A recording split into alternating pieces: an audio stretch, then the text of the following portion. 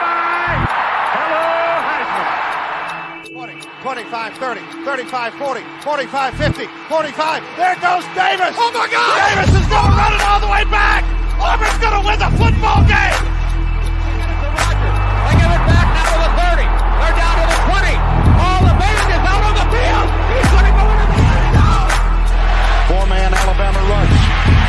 Got him.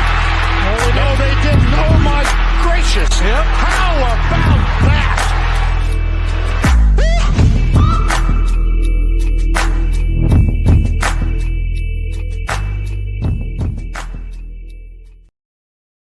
Well, welcome in one and all to another episode of the Three Technique, the college football podcast at the intersection of the X's and O's and the Jimmies and Joes. I'm Trey Reeves, and we are joined tonight by a very special guest as we kick off SEC Preview Week. We're wall-to-wall coverage of the Southeastern Conference this week, and we are blessed to be able to start with Chris Lee of Southeastern 16 and Vandy 247. Chris, we're really excited. This is, of course, Mitch Garrett and I's home conference. This feels like our home turf, but you cover this league extremely well, and we are honored to have you on to help us kickstart this week. Yeah, I have started listening to some of your stuff recently. You guys do a terrific job, so fired up already to be here. And then I watched that intro, and that made it even more so. That's a great bit to lead a show with. So, yeah, I think it's going to be fun. It hypes you up, doesn't it? Gets your juices flowing. Yeah, it never gets old for me. Our guys did an awesome job on that. It is Southeastern Conference Week. If you haven't listened to our other preview shows, definitely go back at some point.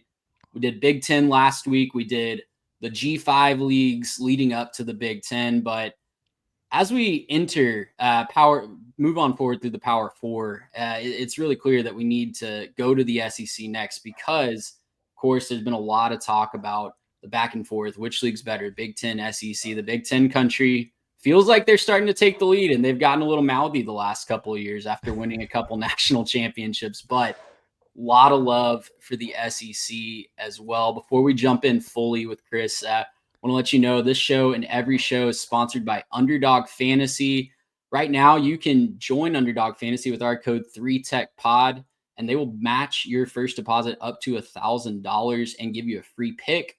There's a lot of stuff going on right now. If you're into MLB, if you're into soccer, you can get in on that action there. There's also college best ball. If you're just scratching the itch right now in the summer, need something to pass the time while you're listening to awesome preview shows, you can get in on a draft, an 8-hour slow pick draft, a 20-second quick draft. You draft your team once, and it is your team all year. No management whatsoever. Use that code 3TechPod, and they will match your first deposit up to $1,000. Chris, as we jump into 2025, I think it's important to, I teased it off the top, just talk about 2024, because if you look at the national narrative on the SEC, there's two schools of thought. It's, hey, everybody was so good that they just beat each other up, and, the SEC strength of schedule is just miles and miles higher than everybody else. We saw Greg Sankey beating that drum like crazy at the spring meetings a few weeks ago. And then everybody else outside of the Southeast, it feels like, is kind of tired of that narrative. Yeah. And we'll point to the fact that the Big Ten has won the last two national championships. The SEC, in fact, hasn't even participated in the last two national championships, which just feels blasphemous after the last decade of dominance. But it was a wild season in 2024, expanding to 16 teams, adding Texas and Oklahoma. Vanderbilt beat Alabama. Like, just cats were with dogs. The whole world was flying upside down. If you could use one word to describe the 2024 SEC football season, what would it be? I would say balanced from a competitive standpoint for reasons you just pointed out. I think if I got two words, maybe competitive chaos would be where I would go. I think that, Vanderbilt beating Alabama, for one thing, like how many times Vanderbilt was either the 15th or 16th team in the league coming in, and Alabama was number one in the country. And you see upsets, but you don't ever see a team that everybody had pegged at the bottom of the league beating a team that's number one. That was a new thing, and I think that is Oh, it's not the thing that gets everybody's attention in the end because our focus is always on the playoffs and taking meaning from that. But I think that was kind of an important development because I think that showed a little bit that we're in a little bit of a new era in college football where maybe some teams can compete and the top gets dragged towards the middle in a way that we haven't seen probably in your lifetime and maybe not in mine. Yeah, it was clear. I think a lot of people complained about the fact that the Alabamas, the Georgias, the Ohio States of the world, Michigan for their little mini run, it was the same teams over and over again. And that was the complaint for the average college football fan. But then we get those teams getting upset, and then we get just as much complaining that there's now all of a sudden some parity. And it was a weird kind of dichotomy there. But man, that Vanderbilt upset of Alabama, just, you're right. It just kind of epitomizes that thought. It feels like anybody can lose on any given week in the SEC at this point. And that night, that live show that we did that night after the Alabama loss to Vanderbilt was actually our most watched episode ever. So that just speaks. Yeah. People love that, right? People love the parody. And I think that's good for the SEC going forward, that it does feel like anybody can win on any given week at this point. Yeah, I was in the yard for that one, and it was just one of the most surreal things I have ever covered. I mean, sometimes you go into a game and you're driving, you're like, what will happen today? Could we see something crazy? That never entered my mind that we would see that. And again, you will see that sometimes in other sports. You'll see some craziness in college basketball where a 15 beats a 2 or now a 16 beats a 1. But in college football, that just doesn't happen, and particularly not in the SEC. And I just think that was a moment that everybody could look and say, hey, if they can do it, then we've got a chance too, right? Yeah, absolutely. I think it gave Vanderbilt, especially for the rest of their season, it gave every single team. You look at Florida, right? Florida was dead to rights. They were chanting "Fire Billy" throughout the whole stadium as they're down 20-0 to Texas A&M in like week 3. And they turned around and in the playoff hopes of LSU and Ole Miss. And I'm not trying to equate Florida to Vanderbilt. Obviously, the program histories are obviously couldn't be more different, but it is something that you can say, yeah, no matter what the point spread is, it does feel like the talent is at the point where everybody's kind of on a more even playing field. It makes each week even more exciting. I don't think you could say that about the Big Ten. And I made this point on our Big Ten preview last week. And this is an SEC show, so we won't spend a ton of time talking about the Big Ten. But I made the point last week that it feels like, if you from afar, the Big Ten has always kind of, the top teams have always separated themselves. The Ohio States, the Penn States, the Michigan, they've done a good job of separating themselves from that next tier. There's always 2 or 3 teams at the top with 10 or 11 wins, maybe one team that goes undefeated. And the rest of the league is kind of fighting it off in the middle in the 8-4, 7-5 range. That kind of happened in the SEC this year, but it was more so those teams jumping up in the 8-4, 7-5 range, picking off the 10 and 11 win teams that really clumped everybody together. So that's kind of ignited this debate once again. Who's better, the Big Ten or the SEC? So in your mind, where you sit, obviously you cover the SEC a lot closer, but in your mind, has the Big Ten passed the SEC as the top league in college football at this point? Well, before I answer that, I wanted to touch on your point about Florida, because that's a really good one. I wouldn't have thought to make that connection, but when we're doing our shows last year, we've already, and maybe this is on us as a media community. I think hot takes and everybody just kind of swims in the same direction. And before the season, Napier's going to be gone. And you look at the opening night loss to Miami and then the A&M game, and you just look at the schedule and you're just like, this guy's going to get buried if it starts badly. We were waiting every single week for it to happen. We were just waiting. Yeah, and I'd heard a couple of weeks ago, one of my contacts, that runs in conference circles, it told me a couple of years ago, look out for Florida. There's a culture change that's going on there, and people kind of fear what Billy Napier was doing. And I got told that not long before they sort of face planted, losing to Vanderbilt here a couple of years ago. And then it didn't really go well. And then when it starts like that last year, everybody's just counting down the days till Billy Napier gets fired. And you're looking at the schedule and you're just going, where are the wins coming from?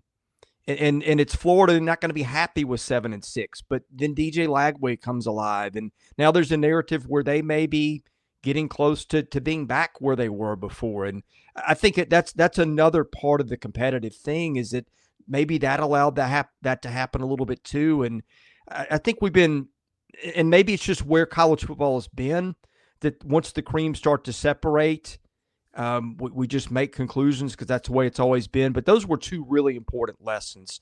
As to the Big Ten question you asked me, I think we kind of see it the same way. I thought Alabama honestly should have been in the playoff a year ago. If you look at who Alabama beat, and no knock on SMU, that's the team I would have kept out. But I know that there were some losses, Vanderbilt and Oklahoma, but the wins were pretty strong. And I felt like the committee was, I don't know if lazy is the right word, but certainly inclined to go with the number of losses the team had and not weighing the wins enough. Like in basketball, we have this mechanism where we go through strength of schedule and who'd you beat. And in football, we're like, nope, how many games did you lose? We don't care really if you beat anybody or not. And that feels like maybe that's an oversimplification, but that's what it felt like a year ago. And I think part of my point to that is that I just think that the middle and the bottom of the SEC, there really aren't a lot of pass outs week to week for anybody. And I think the difference between that and the Big Ten, I think you have to concede that the Big Ten's best were better the last 2 years because they brought home the trophies, and ultimately that's what matters most. But I do wonder, some of these teams, man, they don't play anybody that can be a challenge 2 or 3 times a year. That's why I'm a big fan of the expanded playoff, by the way. I just think that at least the 12 team, I don't know about 16, but I like 12. That felt like a good number. I just think good on good or great on great don't happen a lot. And I think in the SEC, the risk of getting beat week to week against Team X is a lot greater than it is any other league. So I'm not sure of the narrative that the Big Ten has passed the SEC.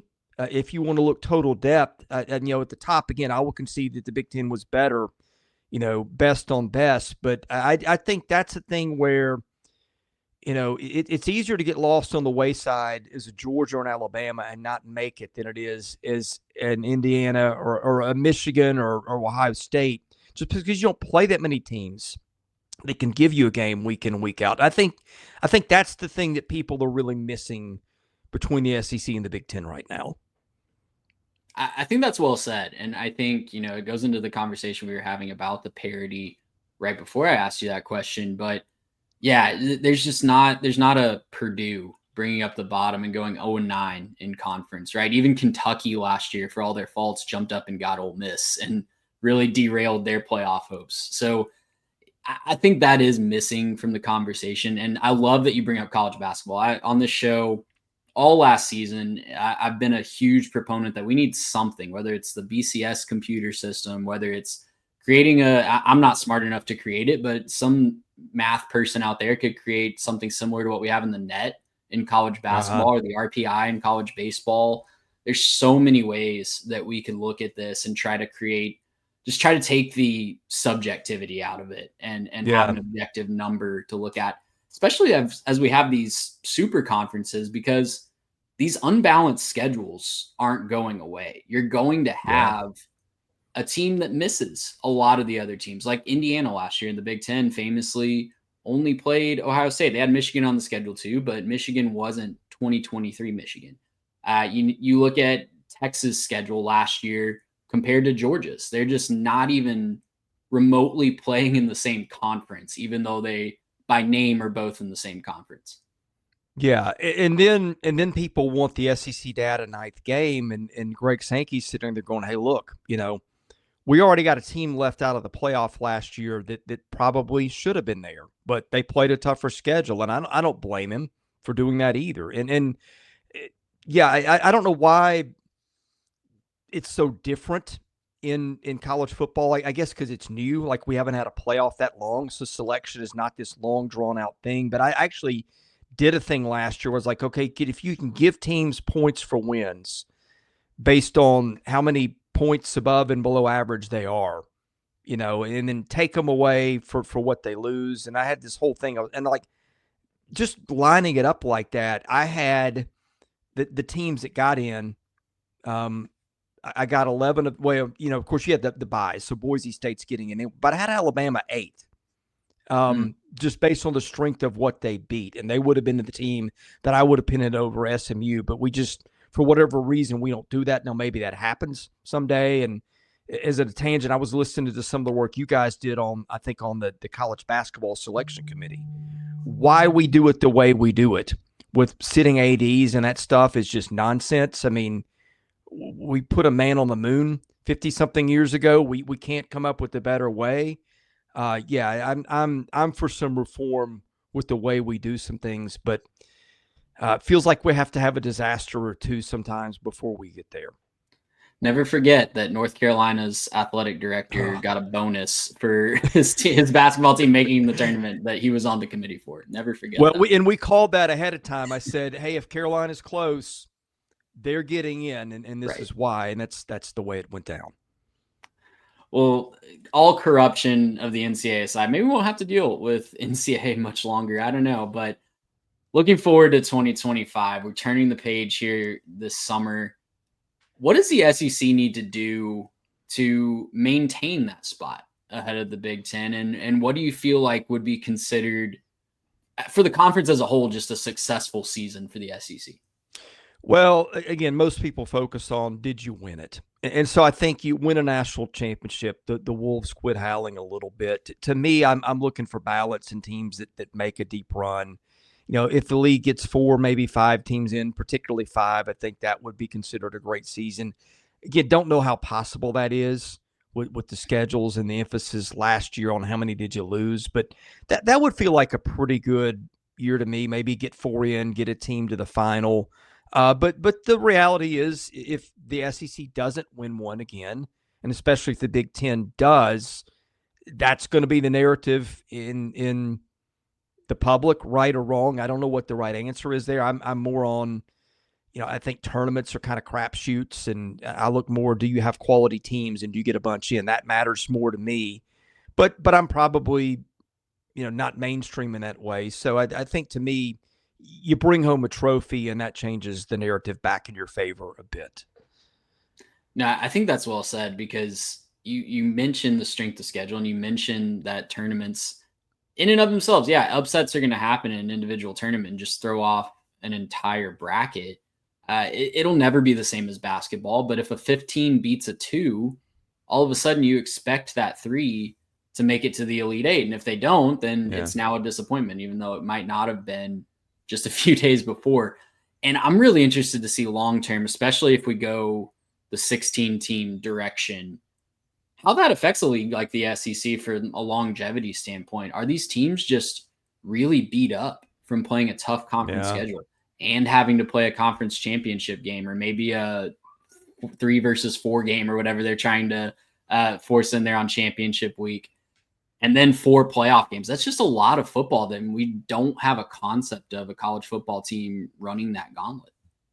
Yeah, I mean, I guess the flip side to that is, like an Alabama would have gotten in last year. Maybe an Ole Miss would have gotten in. And so if you're a team that has a key injury or 2 at midseason and you lose too many games, then maybe that's the circumstance that one of those 13 to 16 wins it. And let's face it, Alabama or Georgia last year, had they gotten in, or I guess Georgia did get in, but would any of us been shocked? Of course not, if Alabama had gotten in and won the whole thing. But I kind of feel, honestly, and this wasn't exactly where we had it, I like the 12.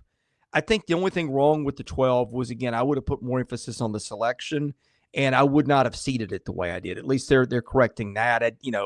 The bye system was ridiculous. But I think a 12-team playoff, to me, if it's done well, feels like a right answer. And I didn't like when the SEC started, well, we need to get a guaranteed X amount. No, forget that. Win it on the field, put a system in place that's fair. I didn't like, kind of the, we deserve this many. And no, don't go there. I think they had a good concept that just needed to be tweaked. And I think when you start saying a particular league deserves X amount of teams, I'm just not going to, you're going to lose me when you go there. Not a European soccer guy, but No. not a Champions League guy. Okay. I won't try to convince you on this show. We did a podcast where I had some thoughts on that. Maybe it's not the worst thing, but that's definitely a conversation for another day as we continue to iron that out.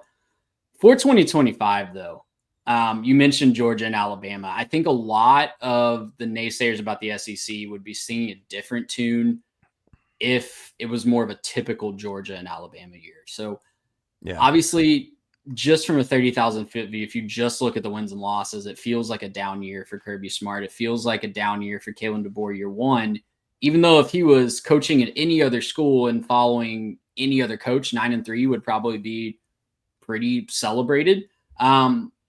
Georgia and Alabama, they took a lot of heat for those seasons last year. I think Georgia less fairly because you look at the schedule they played. It was maybe one of the toughest that any college football team has ever played when you look at how many playoff teams they faced ultimately and how many they actually beat. But they're both going to look for a season that's more up to those program standards this year. And do you think that both of them will bounce back this year and find their way to the college football playoff? Or is there one of those programs that you're buying more stock in over the other? The more I look at Alabama, the more I like. I mean, for starters, you've got maybe the best left tackle in the country in Caden Proctor, maybe the best center in the country in Parker Brailsford. I mean, that's a great starting point when you've got dudes at that spot. You know, Jaden Roberts inside is getting some lower level love, and you got Ryan Williams, who I think would be most people's pick as your best wide receiver in college football, or at least close to it. The other side, you got, three potential All-American candidates up front in your front seven, and Lawson and Keenan and LT Overton. Now, you don't have I'm not saying they don't have a first-round defensive back. You don't have that ball-hawking corner, the surefire first-rounder that Nick Saban's teams always had. So we'll see how that goes. But, I mean, if you build from the trenches and you've got 5 potential All-Americans on between your offensive and defensive line, that's a great place to start. Now, I think the question is, the quarterback. They've got a lot of talent in that room, and Ty Simpson is a coach's son, but he's never done it before. He's been on the bench for, a couple of years, and this is his first chance. He's mobile, brings a lot to the table, so it's an unknown, but I like their starting point with those other things. And I think Georgia, a little bit of the same situation. Gunnar Stockton's never been tested like he's going to be tested, but they've got a lot of, they don't have the dudes they had in the trenches, the All-Americans, but they've got, you look down their whole line, 4 of those 5 guys are getting some lower level All-SEC love somewhere. Nate Frazier is a good back for them. And you look on the defense, and they are loaded with All-Americans. They've got one at all 3 levels of the defense. Maybe not loaded like they have been in the past, but they've got some dudes there that you're going to see as first-rounders. They filled in a few gaps maybe in the portal. I don't know that it's vintage Kirby Smart Georgia from 3 or 4 years ago, and I want to see how it resolves at quarterback. And, the other thing, too, you go back and look a couple years ago. They lost McConkey and Bowers. They haven't quite had anybody to fill in at the level of those 2 dudes, and I do worry about that a little bit with Georgia. But it feels like both teams, and particularly Alabama, are really good in the trenches, and then Alabama's got a playmaker to rival anybody's. Oh, by the way, Kalen DeBoer's second year everywhere he's been has been really terrific, and he finally got the offensive coordinator he wanted and thought he had heading into last season before the Seahawks took him. I don't know, just to me, and here's another thing.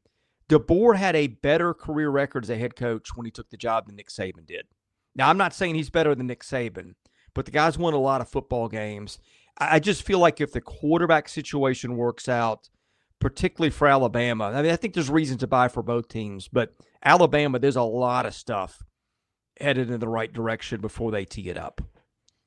It's crazy to think that you could maybe buy low on Alabama right now. Maybe not so much anymore, but if you bought back in January after that Outback Bowl, I think that's going to pay off really big this year.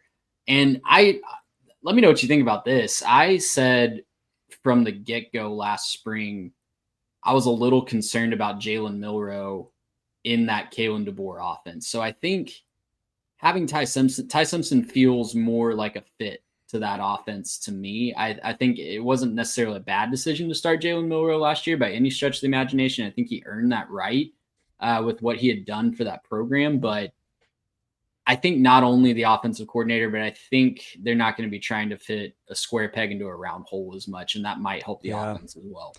Yeah, and I think Milroe had a lot of support from his team. I think if they had made a switch, you might have had a team mutiny on your hand. Absolutely. That's not reporting, but just from some things I'd heard about chemistry on the team and buy into Milroe from a couple years ago. I think it would have begged some questions. But yeah, I mean, I think a fresh start in a new year with the guy you wanted in the first place. And by the way, they got two super talented guys behind Simpson too, including, I guess, the highest ranked quarterback they've ever signed is a true freshman who I guess he'll be their 3. So there's some pieces there. If for whatever reason it doesn't work out, that at least are pretty talented. Well, speaking of quarterbacks that have been around for a little bit, but are expected to take a big jump this year in responsibility, everybody in my neck of the woods just wants to talk about a guy that you might have heard of. His last name's Manning. He has some famous relatives. But yeah, Arch Manning in Austin. It's going to be fully his show this fall for the first time. What's your outlook on Arch, and what's your outlook on Texas as they try to repeat what they did last year, getting to Atlanta and getting to the Final Four of the playoff? Yeah, I mean, certainly a ton of talent around him. I'm not a big fan of anointing a guy first-team All-American who's been a backup for 2 years, but obviously it is a special situation. And if you're going to bet on a guy to plug in, I mean, my goodness, if you're going to pick a family of quarterbacks, that's the one you start with for reasons everybody knows. And like, in an era where guys, when it's not their turn, you got about a year, and then demands are made, and you go. I mean, for them to sit through that family for 2 years and sit it out. I mean, his recruitment, as you know, was one of the most publicized ever and one of the most thought through.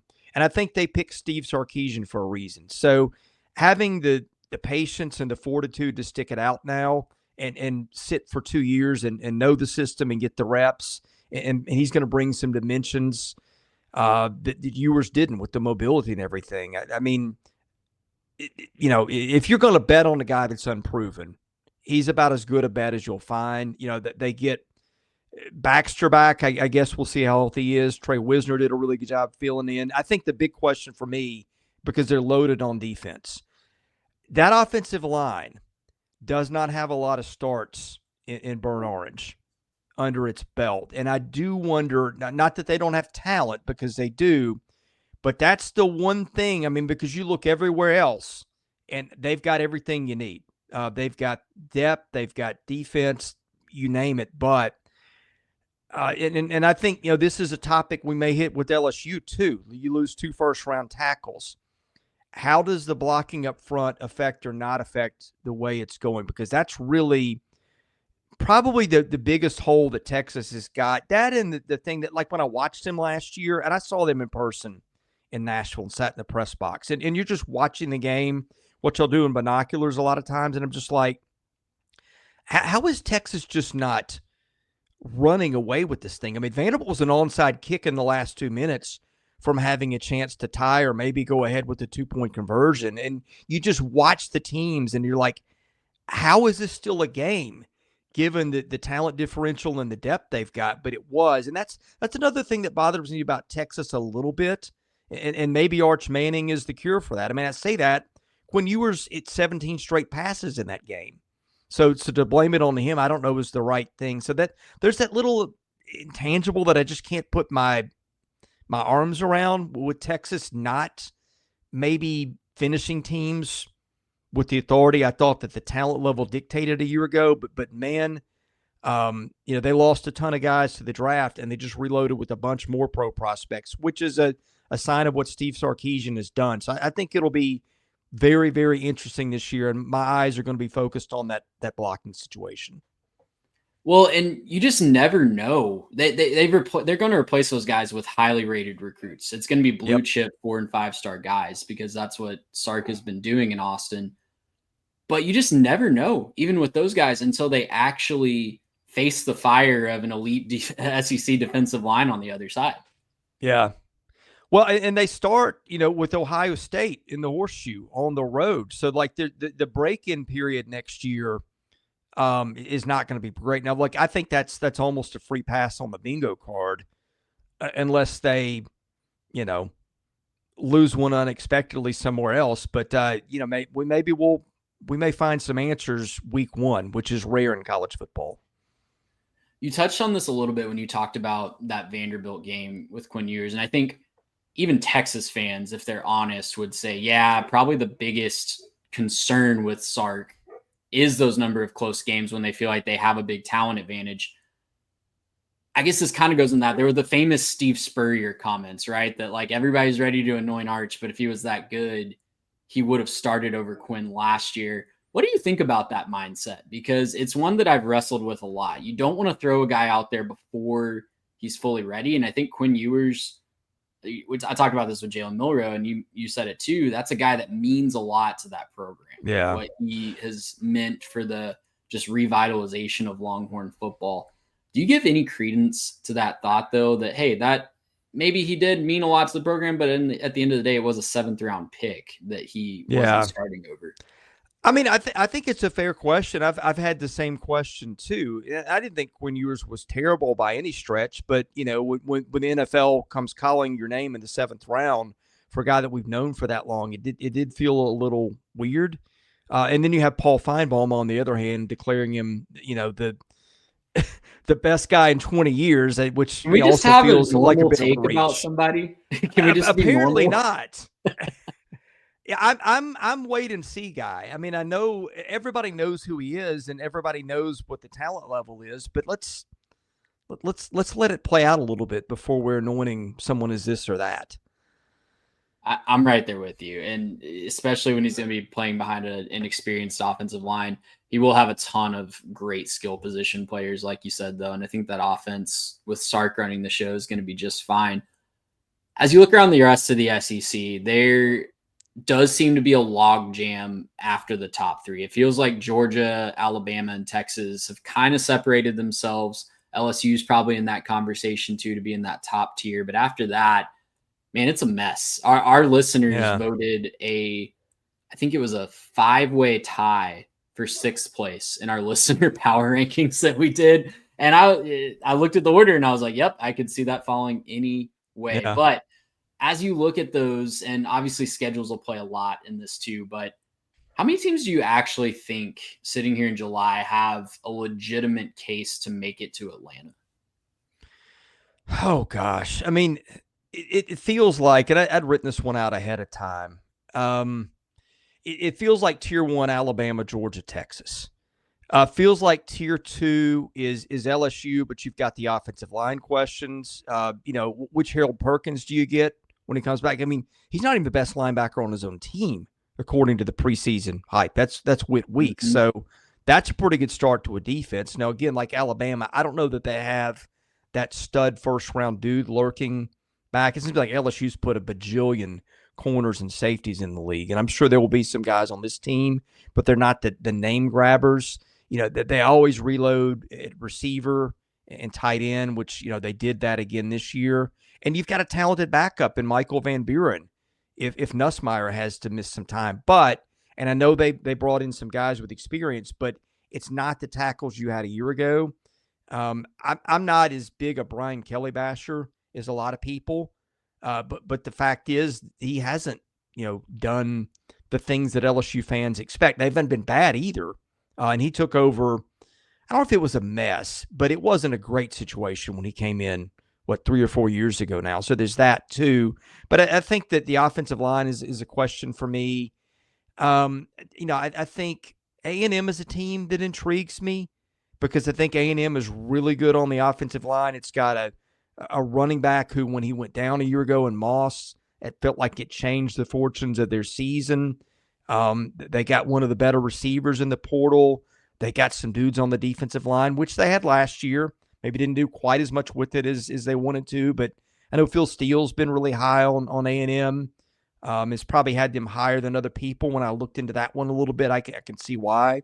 Atari and York there, to kind of clean up. They've got a lockdown corner, and Lee, I think that's a team. I think A&M is a team that people have been burned on a lot of times. And so to go pick them, you're putting a little target on your back. But if you look at the talent, I think there's something there. What is Florida? I don't know. What is Ole Miss? A lot of replacing guys there, but they love Austin Simmons, and the schedule is conducive, I think. I think Tennessee's going to take a step back talent-wise for sure, but they got the easiest schedule in the league, and Josh Heupel has always overachieved. We haven't even gotten to Oklahoma yet, which, I think in terms of quarterback additions, they did as well as anybody. How's it going to resolve on the offensive line? We'll see. South Carolina, the narrative is they lost a lot on defense, but Shane Beamer's teams always seem to do a little better than you think. I mean, there's a lot of teams in there. I'm kind of like your listeners. I look at that next tier and I just go, I don't know what to make of it. And Auburn, what if this is the year that Hugh Freeze gets it together with that receiving room? They've got some dudes on the line.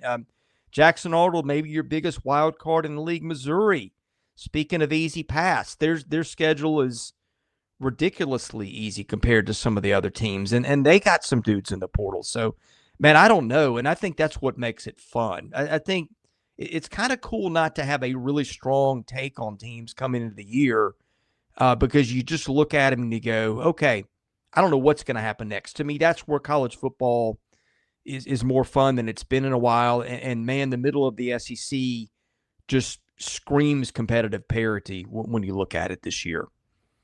It's going to be a bloodbath every single week. I look up and down A&M's schedule, for example, and they have South Carolina and Florida at home. Both those games terrify me as a Texas A&M fan, because if you get DJ Lagway or Lenore Sellers on a day where they just decide we're not going to lose today, then sorry, it's going to derail your season a little bit. Not to mention road games against Texas, Missouri feels like a game that no one in College Station is talking about, but it's a team that's reloading through the portal, like you said. LSU, they haven't won in LSU since before I was born, so I'm not going to pick them to win in Baton Rouge. So yeah, it feels like just an absolute bloodbath in the middle there. I want to zero in on Oklahoma and Auburn for just a second, because I think those two teams are kind of tied at the hip because of the Jackson Arnold situation. Yeah. Would you rather have Mateer or Arnold if you just got to start a team from scratch?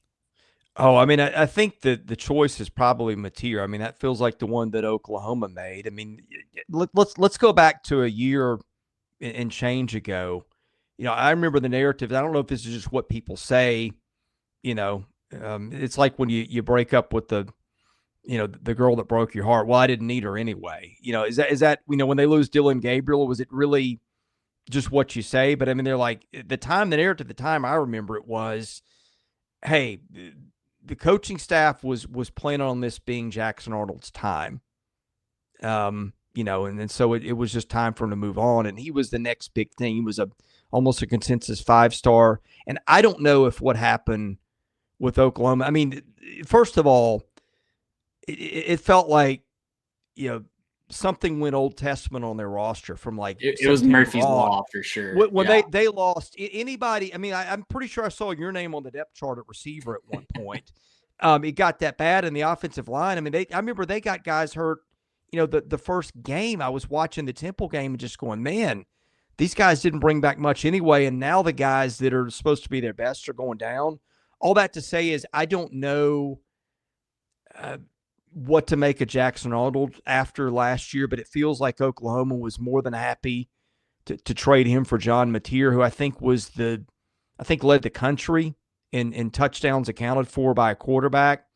And now Auburn, it just quarterback wise, Hugh Freeze, and maybe you can blame it on the fact that the staff before him just didn't recruit very well. But, they've used the portal and it's just not worked out. So I think that's going to be fascinating. I mean, whoever loses that game, and I'm looking at it, I think it's week 4.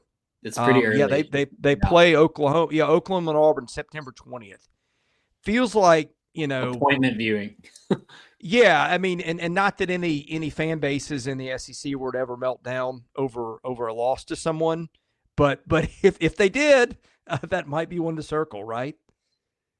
Absolutely. That's appointment viewing for me. Like very few on the SEC calendar this year. I think you also have to tie Auburn into the next question I wanted to ask you, which is at the other end of the spectrum. We've talked about kind of the championship hopefuls, the playoff hopefuls. What coaches need to win this year and maybe win big in order to save their jobs? Yeah, we did a show on this week, and we came up with 4 tiers. We'll call tier 1 the definite hot seat. You need a good year. I think Hugh Freeze is there for sure. I think Brent Venables is there for sure. I think with Sam Pittman, I mean, when you go 3 or 4 years of your coach kind of being on the hot seat and being perpetually in that 7-6 territory, it just feels like everybody's tired of each other at that point. I don't know if that's fair or not. I think Pittman's a decent football coach. Is he Bobby Petrino? Probably not.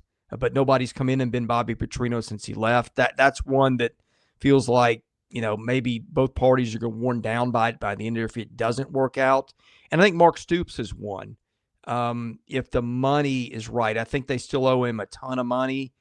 I think it's in the neighborhood of $37 million. So most coaches don't just walk away from that. Basketball is a bigger and bigger deal at Kentucky than it is anywhere else. Obviously, that. And baseball, for whatever that's worth, they probably want to eat into the football, but it's becoming a bigger deal there too.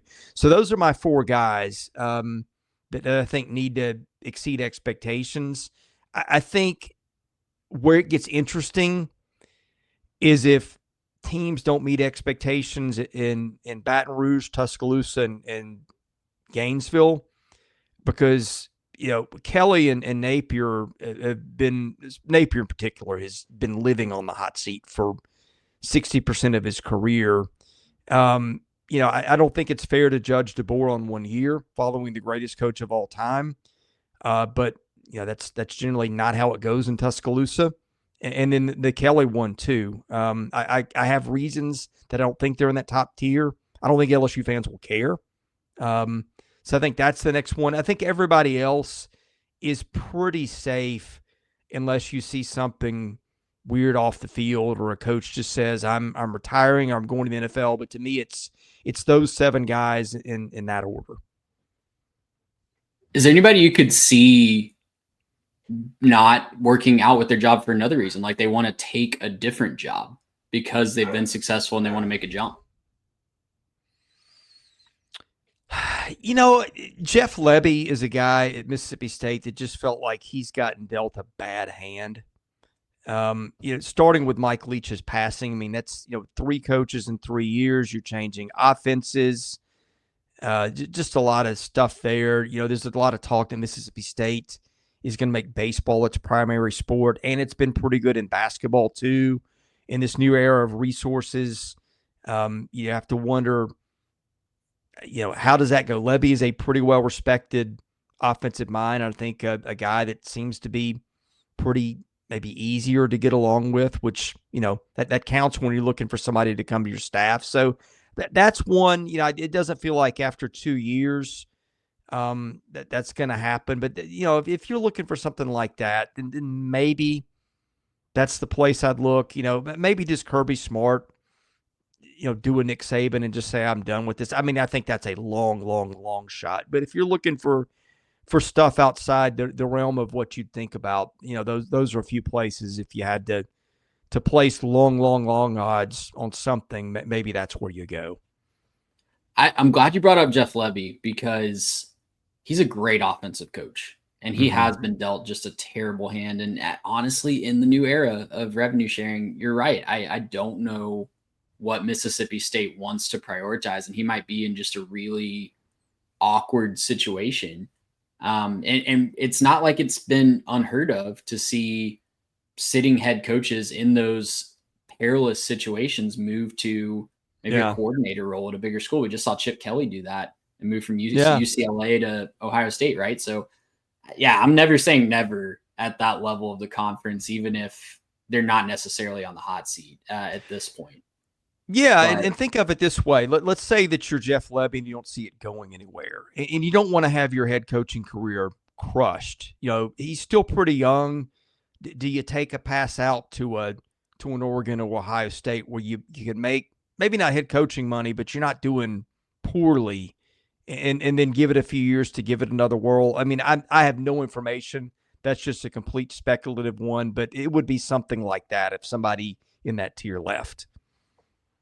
Yeah, it's just, I think we're going to see it more often. And again, yeah, you're right. I have no information on Jeff Lebby either, but just something to monitor, something to keep in the back of your mind that you might not should be surprised if that tier of job gets a little bit more transitory. We'll get you out of here on this, Chris. What is one storyline in the SEC that you feel like is just being criminally overlooked by the national college football community at this point? Well, it's the SEC, so not much is ever overlooked. But I just think the overall parity in the league and the national parity too. I just think the game, and look, I don't like the way the sausage has been made. I liked it more. Frankly, I think college football in some ways, maybe peaked sometimes around the 90s. I mean, when Nebraska and Oklahoma don't play anymore all the time, and just, take your pick of whatever tradition has been destroyed in the last 30 years and getting destroyed. And now, we're mercenaries is a strong word, maybe, or maybe it's not. I mean, you just don't know what names are going to be on the jerseys from year to year. You liked it. I liked the game more when you saw a guy somewhere like, this guy is a freshman. Can't wait to see him as a junior in the same uniform. Too many of those guys never get the chance or never take the chance to wait it out at the same stop. And every year we're just like, confused as ever as we enter the season, wondering who plays for who. But the offshoot of that is, I think the parity is like it's never been. I mean, it used to be before the season, and I've said this on a few shows, so if anybody's hearing me again, pardon me for repeating it, but I think it's the story of our times. In the SEC in particular, is you'd get to before the season, where Georgia or Alabama would seem to be the favorite, and then you got to midseason, and those teams were just flattening everybody in their path. And Florida, when Urban Meyer was there. And just to me, okay, there's something fun to see a team that's historically good, but it's also boring at the same time when, only thing that you're wondering is how bad is Alabama going to beat Tennessee today? Can they keep it within 3 scores? And when you get to midseason, it's like, okay, will you take Georgia or the field? Now we're in a place where it's like, okay, do I like Georgia? Do I like Alabama? Do I like Ohio State? Do I like Clemson? And you might be able to name 10 teams. And I think that is really, really cool. I mean, you had the number 8 seed win the tournament last year. And again, the seeding was flawed, and so I'll give you that. But Ohio State just gotten beat by Michigan the week before, and people were wanting Ryan Day gone.